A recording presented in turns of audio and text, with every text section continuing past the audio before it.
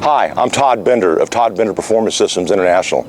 One of the many questions that comes up during my daily coaching sessions is, how do you deal with missing a target? Today's game has gotten to the point where it's almost a game of perfection, not even just in the higher classes, but even in some of the middle classes and the lower classes. Sometimes you have to break a perfect score. Missing means that you're not going to break a perfect score. So how do you keep on? How do you push on? My two-man team partner, the great Wayne Mays, had a number of sayings that I latched onto. He's really the reason I'm standing in front of you right now, because I was able to shoot with Wayne for 20 years. One of his favorite sayings was, when it came to having a miss, that he said that every long run record he ever broke started with a miss. What a wonderful way to look at it. And that's absolutely true. Every long run record that he did break started with a miss. And at some point he had to break number 1, and then number 2, and then number 3, and number 4. And every time Wayne missed, that's what he would think. Here we go, I'm going to break the next long run record. Lanny Basham and I from Mental Management Systems do 4-day seminars on mental management, teaching people how to concentrate, take care of their confidence, how to cope with things like this. And the core idea that we have is process versus outcome. That I'm more worried about my process, I'm more worried about my execution. So really a missed target doesn't faze me, I just kind of move on.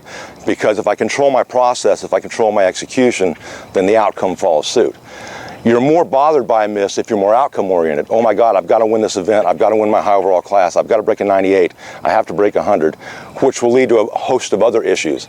But if you walk out just worrying about your execution, then a random miss won't bother you as much because it was just a miss, it's inevitable at some point, and then you just move on and continue the process, keep executing. My coach, Colonel Tom Hansel at Trinity University, where I went to school, again a long time ago, told me one day, I was in his office, and he looked across his desk to me, probably the most memorable thing that Colonel Hansel ever told me, and he looked at me and he said, "Bender," he said, "don't impress me with your high scores, impress me with your low scores." Now that had a huge impact on me, because what that meant is that Colonel Hansel was not impressed by a guy who broke a 399 or a 400 one weekend. He was impressed by the guy who broke a 396 all through the year, and that was his lowest score. If you can control your low scores, the high scores happen. So when I miss, one of my main objectives is to not let it become a train wreck. Every time I look at my scorecard at the end of the year, it's not the 99s that hurt, it was the other scores. It was the other scores that I let kind of slip away and let things start to snowball on. So I'm always looking to maintain my low scores. That guarantees my high scores, and it takes the pressure off the misses.